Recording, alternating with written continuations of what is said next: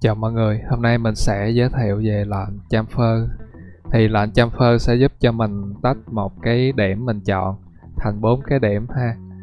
Bây giờ mình sẽ bắt đầu. Thì đầu tiên mình có một cái khối như thế này. Chẳng hạn như mình muốn tạo lỗ ở những cái vị trí này chẳng hạn. Nhưng mà như các bạn thấy thì cái lưới ở đây nó không có đủ để cho mình sử dụng cái lệnh circle line, nên bây giờ mình sẽ sử dụng cái lệnh chamfer để mình tạo lỗ cho nó ha. Thì trước tiên mình sẽ chuyển qua cái chế độ điểm này, mình chọn những cái điểm mà mình muốn tạo lỗ này như thế này, rồi mình nhấn shift chuột phải, mình chọn chamfer vertex. Đó, như các bạn thấy thì cái điểm mình chọn nó đã tách ra thành 4 điểm rồi ha. Thì lúc này mình chỉ việc kết hợp với cái lệnh circle line để mà mình tăng lưới cho những cái lỗ này thôi.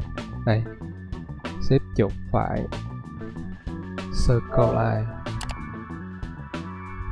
Về lệnh circle line thì tụi mình đã có clip hướng dẫn rồi, mọi người nhớ xem nha. Đó, rồi cuối cùng sau khi tạo lỗ xong rồi thì mình chỉ cần chú ý xử lý lưới để lưới không có bị lỗi end goal thôi mọi người.